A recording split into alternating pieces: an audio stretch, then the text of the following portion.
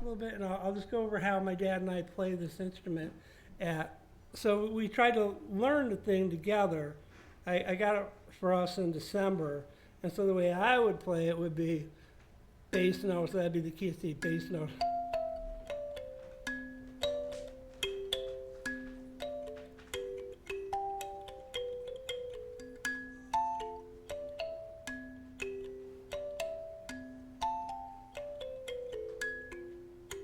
So my dad would, so I would go bass note on the thumb, right, left, bass notes, right, left. My dad instinctively would go bass notes, left, right, bass notes, left, right. So that would be a minor key, whereas where I would go with major key. So it was really cool with this little thing, kind of learning how to play with each other. And so many people in end-of-life situations, or when people get a diagnosis, they focus on what a person can't do as opposed to what they can do. And with this instrument, father and son could play music together. Sounds really pretty. Well, I'll play a little bit how I've developed with it, and so we'll just go on here, see how they kind of.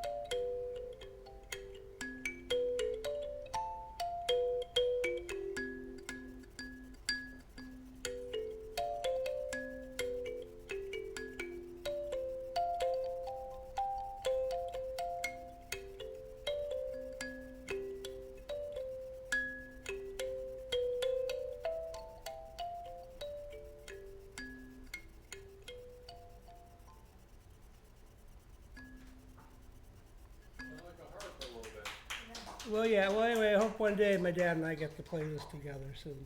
So I posted today a video on YouTube. It's on my Facebook. I'm JT Sunden, and it's the police cam video from January 1st, where the facility denied me visiting my dad on January 1st, New Year's holiday, and because management wasn't there, they were found in violation of it. Currently on ban now, they're using a thing called, unless contraindicated by a doctor. So they're making, I know, it's absurd.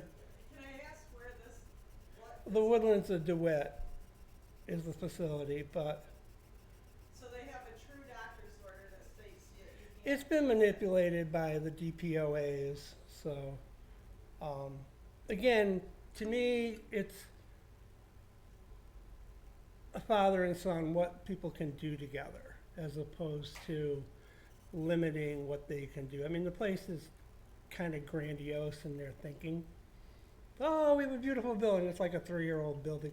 Oh, we have world-class things. It's like, But they're denying family? me specifically, but that's due to the DPOA for finance. So I'm not saying my family isn't involved in it, but the sell of the place is basically, oh, it's not something that you can do, but that's what we do. Your life still has to go on. So they sell to the family as opposed to the consumer of the goods, which is my dad with the VA funding and his finances.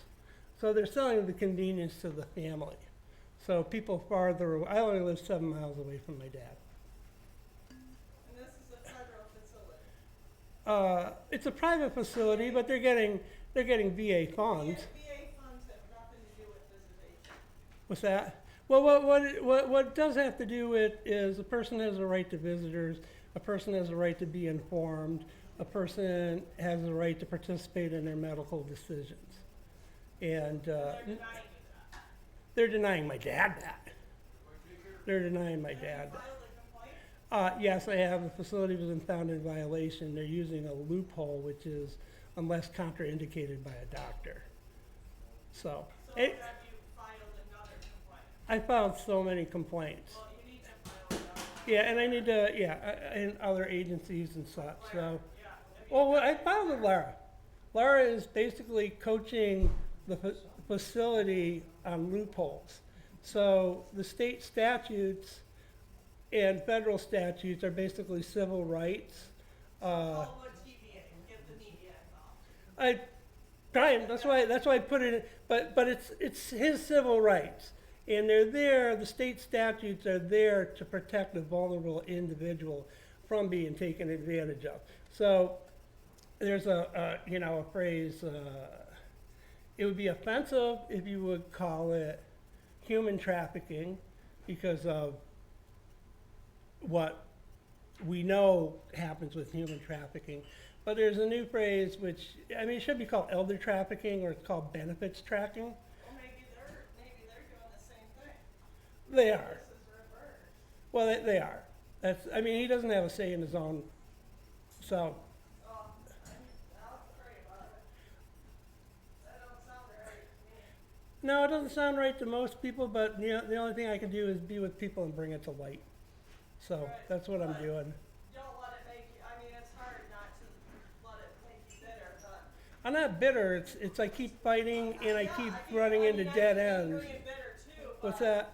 I'm really don't not let bitter. it- I don't just, let it change your personality. it doesn't change my personality. What happens is that I'm exhausted. So I'm typing emails and letters and stuff like that. And I'm running into bureaucracies and 15-minute meetings and reports and stuff. Will they let anybody else visit there? Yeah, of course. I mean, it's all nuanced. But, bureaucracies don't have time for nuance. So, So other family can visit, it's just you. yeah, Yeah, I made the offer to take my dad into his home, and so, into my home. And, yeah, sure, it's messy, but I didn't have time, so it's like, I would've needed help. But, anyway, I'd just like to see my dad, so anyway, thank you for letting me speak. I'll pray that you get to see your dad. That's what I need. If you find, Playing. well, yeah, and if you wanna go find this Freedom of Information Act, Well, as a medical personnel, as a critical care nurse that works, and is very involved with Lara and stuff, I don't know how they could, unless you pose a risk. They're or cutting off threaten information in to them. some- They cut off a case manager from talking to me. So, Then you call the police and say, the police have been involved. So I have one called the unwanted subject. This is what happened when I tried to visit my dad at the Woodlands of DeWitt on New Year's Day. So that's on YouTube right now. So anyway, unwanted subject, that's me. But I'm not trying to feel, I'm just trying to see my dad. And I get yeah. Anyway, this is such a welcoming place. Thank you for letting me use your cameras to speak and play music. So anyway, here we go.